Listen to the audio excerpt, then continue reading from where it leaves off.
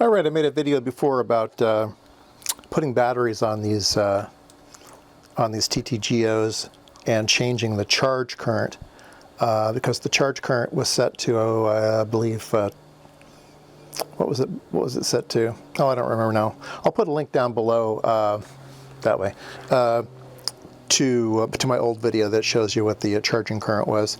But I think it was something like 200 milliamps, and this was a 320 milliamp. Part, and it was just too high for this part. Maybe it was even higher than that. Maybe it was 500 milliamps or something. I don't remember now. Anyway, like I said, I'll put it down below. Anyway, it is good for 800 milliamp batteries though, so I bought some 800 milliamp batteries. And so this is how they come. They just come with wires, so you have to, these come with these connectors with wires on them, so you can put one of these, and here's one. I bought two of them, and this one I've already put the charging cable on it, so it's all ready to go. Anyway, the point of the video though, it's interesting. I don't know what the legality is of shipping lithium batteries around the world. I think there's some controversy about that.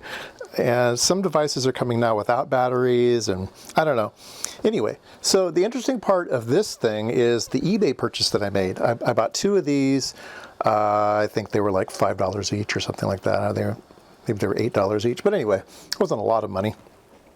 And I got them from China. Of course, it took a long time. And they came in a bag, and it came inside this. So this is a nice project box with tabs on the bottom, and it says open, and it points to these three screws. And the screw used to be over here.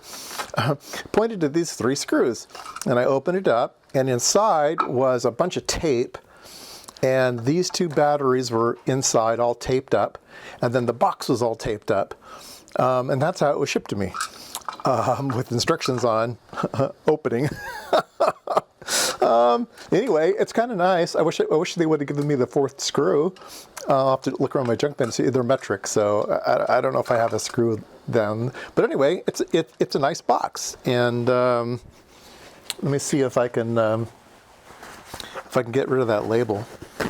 A lot of times these cool permanent markers aren't so permanent, so I'm going to use some isopropyl alcohol and see if we can't get that off of here.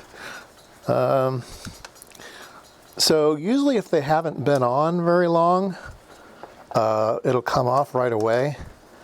Sometimes even when it's been on a long time, depending on the material, sometimes it just isn't permanent. So yeah, there you go. So perfectly good project box.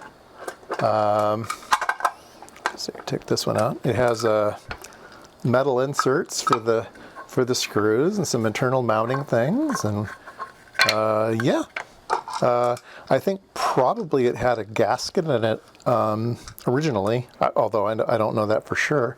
Sometimes they do, but anyway, bonus.